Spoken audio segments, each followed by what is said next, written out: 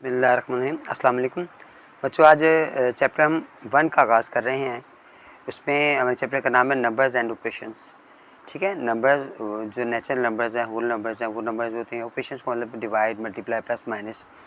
ठीक है, ये हमारे पास पहला चैप्टर हमारा रियल नंबर्स के बारे में है। उसके बाद हम हमको स्टडी करते हैं रियल नंबर्स क्या हैं। ठीक है, देखिए बेटा, रियल नंबर्स के बारे में बताया जा रहा है कि इसमें नेचुरल नंबर सबसे मेन होते हैं, उसके बाद होल नंबर आते हैं, फिर इंटीजर्स आते हैं, फिर रैशनल नंबर्स आते हैं, फिर इरेशनल नंबर्स आते हैं।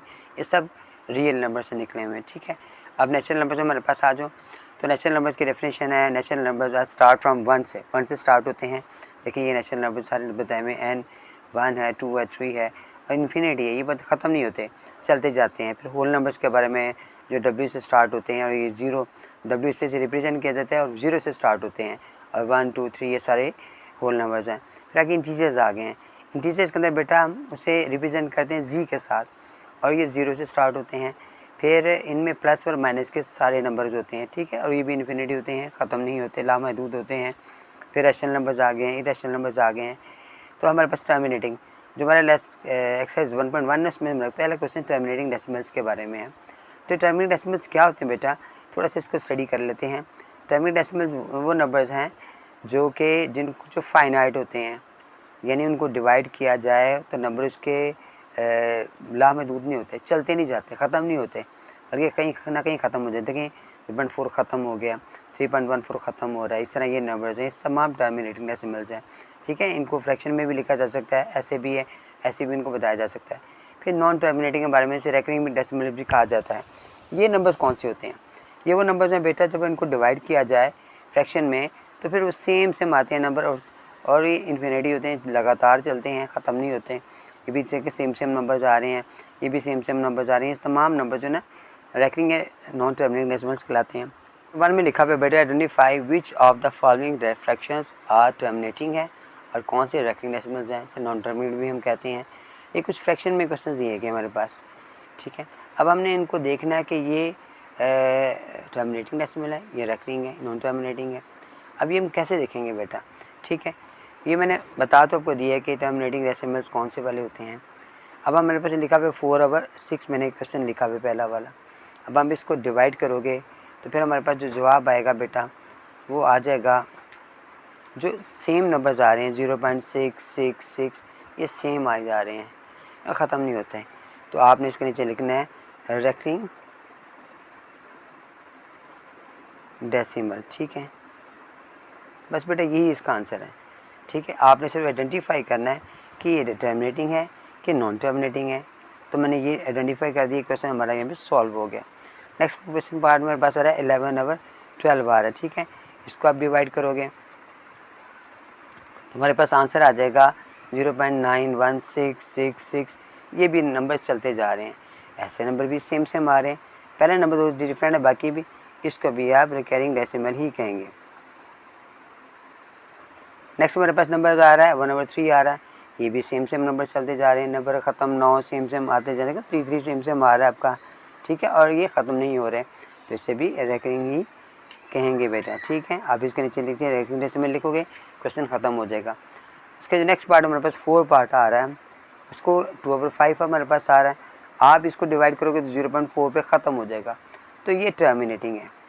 ठीक है, इसे हम टर्मिनेटिंग डेसिमल कहेंगे। ठीक हो गया बेटा। नेक्स्ट पार्ट में देखें, ये वाले क्वेश्चन में जब डिवाइड किया जाए तो 27 सेम नंबर आई जा रहे हैं, तो आप क्या करोगे, इससे रेकरिंग डेसिमल लिखोगे। बास टीचर इसको रिकरिंग भी पढ़ाते हैं। ठीक है, उसके बाद यहाँ जो इस क्वेश्चन पर 5 और 12 आ रहा है, ये नंबर भी देखें बेटा सेम 6 है ना, सेम चलता जा रहा है, तो आप इसे भी रिकरिंग या रेकरिंग डेसिमल कहेंगे। ठीक हो गया बेटा। नेक्स्ट पार्ट में हमारे पास 5 और 7 आ रहा है। ठीक है, इसमें गौर करें हमारे पास तो 7 1 2 5 4 2 8 5 4 1 7, तो गौर करें तो 7 और 4 है, 7 और 4 दोबारा आ रहा है, इसका मतलब रिपीट हो रहे हैं। अब ये कहीं ना कहीं जाकर रिपीट दोबारा हो रहा है। ठीक है, इसलिए इसको रिकरिंग कहेंगे या रेकरिंग कहेंगे। यहाँ पर आ जाओ बेटा, ये 0.6 हमारे पास आ गया, डिवाइड करने पर टर्मिनेटिंग कहेंगे हम, ये टर्मिनेटिंग डेसिमल कहलाएगा। ये भी हमारे पास डिवाइड ख़त्म हो गया है, इसे भी टर्मिनेटिंग कहेंगे। खाली अपने इनके नीचे से टर्मिनेटिंग डेसिमल या रिकरिंग डेसिमल लिख देना है और कोई इस क्वेश्चन को सॉल्व करने में यही क्वेश्चन सॉल्व सोल्यूशन है इसका। ये 0.9 है मेरे पास आ गया है, तो ये भी टर्मिनेटिंग है, टर्मिनेटिंग डेसिमल आ गया है। यहाँ पर भी डिवाइड करने पर 0.125 आ गया, ये भी टर्मिनेटिंग है।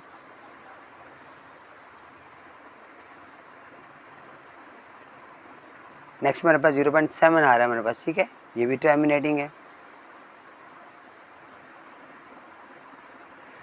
नेक्स्ट पार्ट में 2.3 आ रहा है, ये सारे नंबर 6 आ रहे हैं और जो बार बार रिपीट हो रहे हैं, तो रिकरिंग या रिकरिंग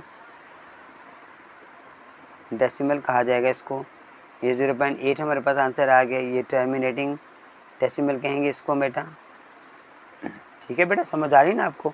1/4 आ रहा है टर्मिनेटिंग। सिर्फ हम इनका देखेंगे, डिवाइड करने के बाद हमें इसका आंसर पता लग जाएगा बेटा।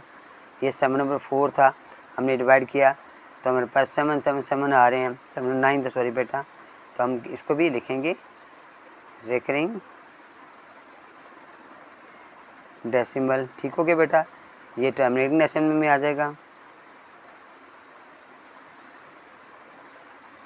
और लास्ट वाला जो इसका पार्ट है वो भी 0.6 आ रहा है, इसे भी टर्मिनेटिंग ही कहेंगे बेटा।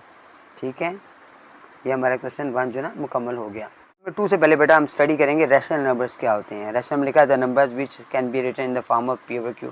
फ्रैक्शन में लिखा जाता है, ये सारे नंबर फ्रैक्शन में लिखे जाएँ तो ये डिवाइड किया जाए तो टर्मिनेटिंग आएंगे या नॉन टर्मिनेटिंग में आएंगे, सेम नंबर आएंगे तो हम इनसे कहेंगे रैशनल नंबर्स है। टर्मिनेटिंग हो नॉन टर्मिनेटिंग हो तो रैशनल नंबर से ही इसका ताल्लुक होता है। आगे आता है इरेशनल नंबर्स। अभी रैशनल नंबर्स हमारे पास क्या आते हैं बेटा, वो नंबर्स हैं जो देखें इनको डिवाइड किया जाए, लिखा तो पी ओवर क्यू की शक्ल में लिखा जाता है इसको भी, जब इनको सॉल्व किया जाता है तो डिफरेंट नंबर आ रहे हैं और ख़त्म नहीं होते हैं। ये पाई लिखा हुआ है, इसके भी डिफरेंट नंबर आ रहे हैं। ठीक है, ये दोनों इरेशनल नंबर कहलाते हैं। जब क्वेश्चन नंबर 2 में लिखा हुआ है सेपरेट रैशनल नंबर और irrational numbers from the followings. ठीक है बेटा, पहला क्वेश्चन हमारे पास √5 आ रहा है, आप इसको सॉल्व करें कैलकुलेटर के ऊपर बेटा, तो देखिए गौर करें तो डिफरेंट नंबर हमारे पास आ रहे हैं और ये ख़त्म नहीं हो रहे, चलते जा रहे हैं। ऐसे नंबर जो डिफरेंट है वो चलते जाएँ तो फिर हम उन्हें क्या कहते हैं, ये इरेशनल नंबर्स हैं। ठीक है, और नेक्स्ट क्वेश्चन हमारे पास है 1/7 है और यहाँ पर देखें आप तो 1 4 2 8 7 5 के बाद 5 7 के बाद 1 4 2 फिर दोबारा से आ गए। इसका मतलब ये नंबर कहीं ना कहीं जगह रिपीट हो रहे हैं। तो ऐसे नंबर जो रिपीट हों तभी या टर्मिनेटिंग हो तो हम उन्हें रैशनल नंबर्स कहेंगे और नाम इरेशनल नंबर कहेंगे। यहाँ पर मैं बुक पर नोट कर रहा हूँ, आई का वर्ड यूज़ करूँगा जिसका मतलब है इरेशनल नंबर्स, और आर मैंने रैशनल होगा। ये भी टर्मिनेट डेसिमल है, ये भी रैशनल नंबर है, ये भी टर्मिनेटिंग डेसिमल सेम नंबर है तो रैशनल नंबर्स हैं। ये भी टर्मिनेटिंग है, रैशनल नंबर है, ये रिकरिंग है सॉरी बेटा। तो 7/2 जो है ना 22/7, वैसे पाई की वैल्यू होती है लेकिन इसे हम ये रैशनल नंबर कहा जाता है। लेकिन अगर पाई लिखा जाता तो ये रैशनल नंबर होता। अगर ये बस बुक में ये वाले नंबर आ जाए तो ये रैशनल है, ये रैशनल नंबर्स हैं। इसके √14 है, उसका भी आप क्वेश्चन सॉल्व कर देख लें तो ये भी इरेशनल नंबर है, आई से नोट किएंगे हम इसको।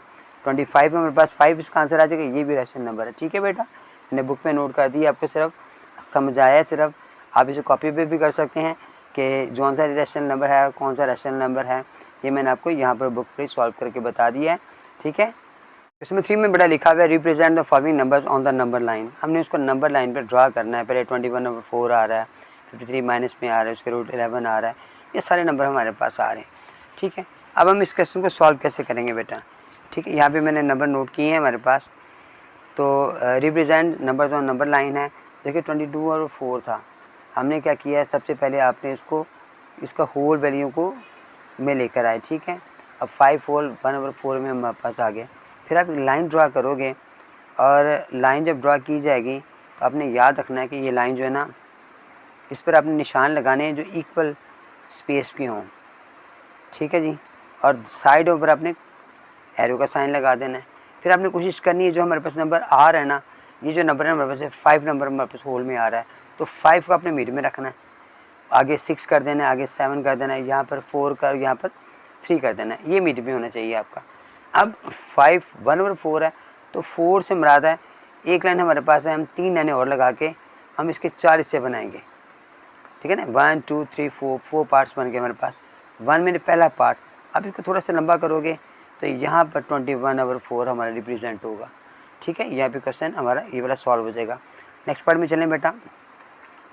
51 होल 2/3 है, तो आप क्या करोगे, माइनस में आ रहा है तो मैंने इसको देखें यहाँ पर माइनस को दरमियान में लिखा 51 को। अब चूँकि इससे भी छोटा है तो ये इस वाले खाने में आएगा।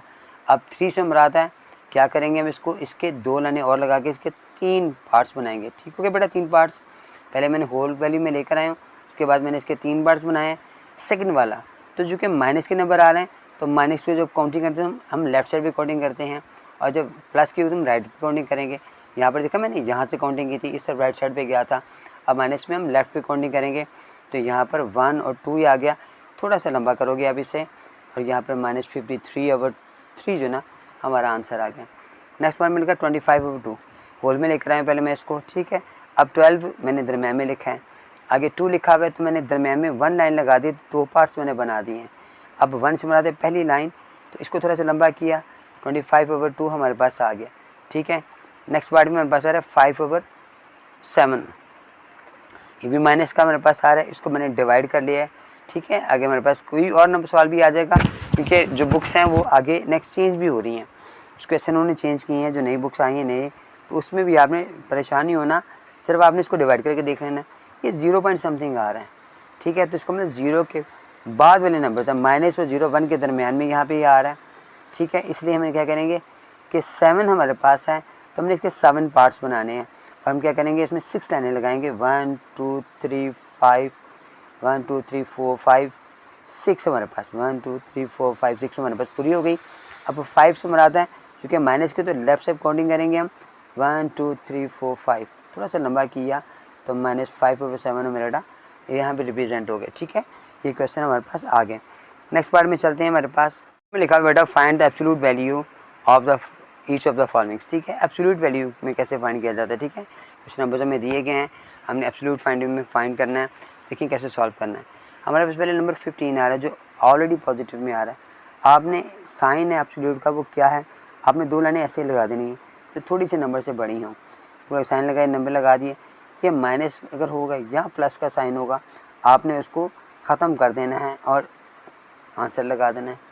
ख़त्म हो गया क्वेश्चन। यहाँ पर छोटा सा क्वेश्चन है इसका ना एब्सोल्यूट वैल्यू का। -21 है, आपने -21 लिखा और 2 लाइनें थोड़ी सी लंबी लगा दी। ठीक है, अब माइनस को अपने पॉजिटिव में चेंज कर देना है, 21 लगा दिए तो यही हमारा आंसर है। 36 भी माइनस में आ रहा है, 2 लाइनें आपने ऐसे लगाई हैं और माइनस को आपने प्लस में चेंज कर दिया और इसे आंसर लिख दिया। फिर -9 था, एब्सोल्यूट वैल्यू का साइन लगाया आपने और इसको माइनस को प्लस में चेंज कर दिया, ये हमारा आंसर आ गया। -100 हमारे पास आ रहा है, यहाँ पे भी आपने थोड़ी सी लंबी लाइनें लगाई और इसको आपने प्लस में चेंज कर दिया, तो यही आंसर है। ठीक है, एब्सोल्यूट में सिर्फ प्लस में जवाब आता है। लास्ट वाले पार्ट में 88 आ रहा है, आपने ऐसे दोनों लाइनें लगाई और फिर 88 लिख दिया और यही इसका आंसर आ गया। 5 में लिखा बेटा find the absolute difference between each of the followings. हमने इसमें डिफरेंस फाइंड करना है। ठीक है, आप चाहें तो इससे पहले लिख लें, इसे बाद में लिख लें। ये एब्सोल्यूट डिफरेंस कैसे फाइंड किया जाएगा, हमें याद होना चाहिए कि मैथ्स में डिफरेंस को मतलब माइनस करना होता है, तो हम -7 लगाएंगे। ये -2 हमारे पास आ रहा है, एक माइनस लगाया डिफरेंस का और ये -2 लगा दिया। फिर आपने इस पर एब्सोल्यूट का साइन लगाना है। ठीक है, फिर ब्रैकेट ऑफ करनी है, -7 -2, जबकि हमारे पास ये साइन अभी ऐसे ही चलता आ रहा है।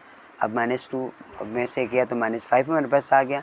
एब्सोल्यूट साइन की वजह से इसका साइन मैंने बदल दिया और ये प्लस में हमारे पास आ गया, तो ये इसका आंसर आ गया।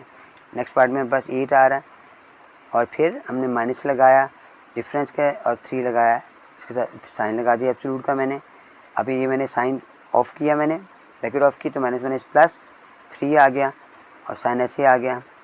ये 8 9 10 11 आ गया, अभी साइन ऐसे रहेगा। अब लास्ट में साइन ख़त्म होगा और फिर उसके साथ आंसर लगा देंगे। -5 है और फिर माइनस लगाया, साथ आगे 1 आ गया, एब्सोल्यूट का साइन आया मेरे पास।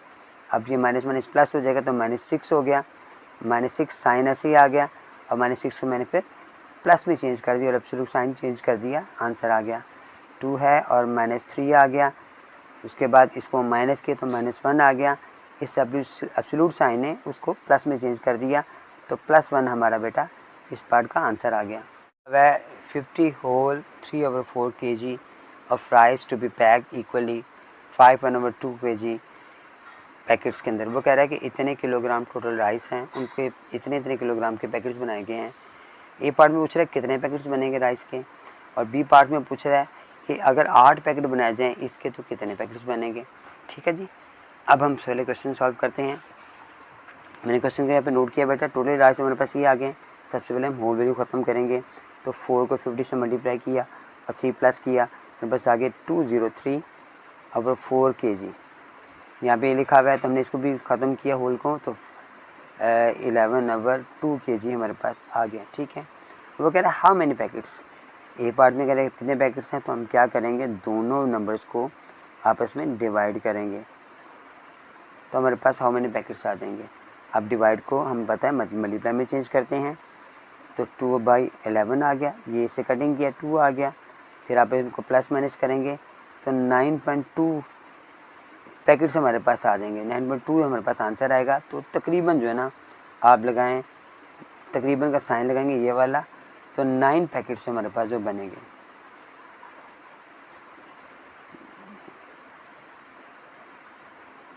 ये 9 पैकेट्स आपके बेटा इसका आंसर आ जाएगा, तकरीबन 9 पैकेट्स। ठीक है, बी पार्ट में वो कह रहा है अगर हमारे पास 8 पैकेट्स हों,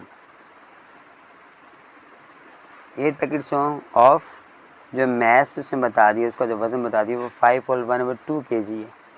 तो हम क्या करेंगे बेटा, ये 5 और 1/2 kg को मल्टीप्लाई करेंगे 8 से, और वैल्यू ख़त्म करेंगे तो 11/2 आ गया, 8 से मल्टीप्लाई किया 8 4 आ गया, और 44 kg हमारे पास जो मैस है ना बेटा, इतने राइस जो ना हमारे पास पैक किए जाएंगे 8 पैकेट्स के अंदर। नंबर 7 में बेटा लिखा हुआ है to decorate a birthday party Zara ribbons use ribbons 2 colours.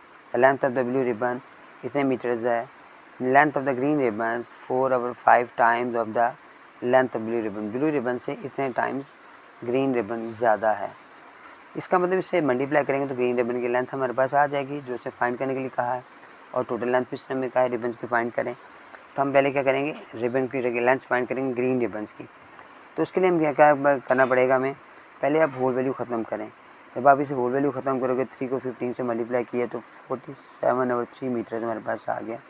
ये ऑलरेडी हमारे पास हुआ है।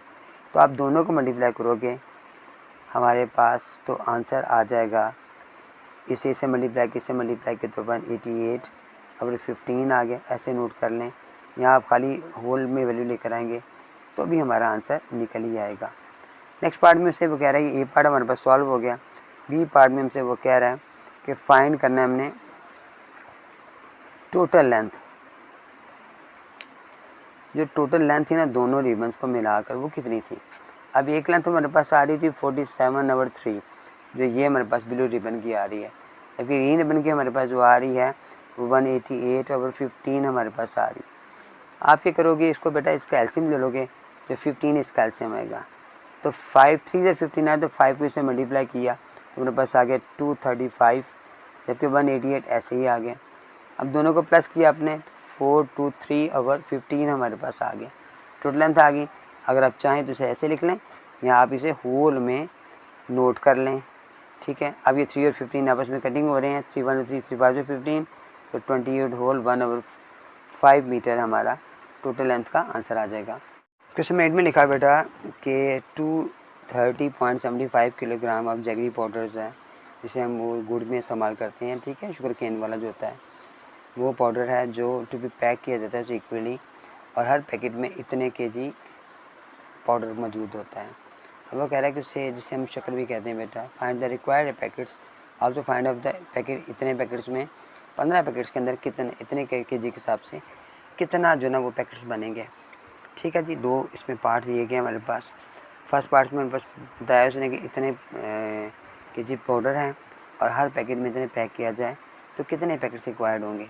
तो आप क्या करोगे बेटा, 230.75 को डिवाइड करोगे आप 2.5 के साथ, दोनों को डिवाइड करोगे तो हमारे पास आंसर आ जाएगा 92.3। अब 92.3 तो हमारे पास नहीं हो सकता, तो तकरीबन जो हमारे पास आंसर बनेंगे ना वो 93 पैकेट्स हमारे पास बनेंगे। ठीक है बेटा, तो फर्स्ट पार्ट उसने पूछ लिया। अब वो कह रहा है अगर 15 पैकेट्स में हमारे पास 15 पैकेट्स आ जाएं तो उसमें जो कितना पाउडर होगा, अब उसमें कितना पाउडर आएगा, तो हम यहाँ पे क्या करेंगे 15 को, ईच पैकेट का रेट उसने 2.5 ही बताया है केजी, आप उससे मैं इसको मल्टीप्लाई करोगे बस 37.5 केजी हमारा पाउडर आ जाएगा इसमें। ठीक है बेटा। 9 में बेटा लिखा हुआ है Zeeshan wants to fill 137.5 litres of petrol in bottles, find the number of bottles, bottle की तादाद तुमने बेटा बतानी है। ए पार्ट में लिखा हुआ है capacity of the each bottles, अगर 5.5 लीटर्स हमें बने हर बोतल के अंदर तो कितने लीटर बोतलें बनेगी, कितने बोतलों में पैक होगा, और अगर हम हर बोतल में 6.25 बने तो फिर कितनी बोतल बनेगी। तो कहता है लास्ट में पूछ रहा है कि also tell how much petrol will be there, अगर 18 बॉटल्स में 6.25 के हिसाब से हम उससे भरें तो 18 बोतल में कितने लीटर पेट्रोल आएगा। 3 पार्ट इसका हमारे पास है, वैसे मैंने नोट किया हमारे पास। ठीक है, पेट्रोल जो बॉटल्स के अंदर है वो 137.5 लीटर्स है, और पहले ए पार्ट में हमसे कह रहा है कि अगर कैपेसिटी ईच बोतल की 5.5 लीटर होगी तो कितनी होगी। तो बेटा हम कैसे फाइंड करेंगे, हम 137.5 को डिवाइड करेंगे 50.5 से, तो हमारे पास 25 लीटर जो ना बॉटल्स उसमें बनेगी। इतने 55 लीटर के हिसाब से अगर हम डालेंगे तो फिर 25 बोतलें जो ना हमारे पास हमारी वो इसमें डलेंगी बेटा। ठीक है, नेक्स्ट में पूछ रहा है कि अगर इस बी पार्ट में कैपेसिटी जो हमारे पास है, हम ईच बॉटल में अगर हम रख देते हैं 6.25 लीटर के हिसाब से हम उसको भरते हैं तो क्या होगा, यहाँ पर भी वही काम करेंगे, हम 137.5 को डिवाइड करेंगे 6.25 के साथ, तो हमारा आंसर आ जाएगा इसमें 22 बॉटल्स। तो ये 22 बोतलों में इतना पेट्रोल हमारे पास आ जाएगा। और सी पार्ट में पूछ रहा है टोटल जो है ना हमारे पास, उसने वो फाइंड करने के लिए हमें कहा है कि अगर टोटल बॉटल जो हैं अगर वो बोतल 18 हों और जो ईच बॉटल है ना, अगर हर बोतल के अंदर जो कैपेसिटी है उसमें रखा जाए 6.25 लीटर के हिसाब से अगर पेट्रोल डाला जाए तो फिर क्या होगा, कितना पेट्रोल इस्तेमाल होगा।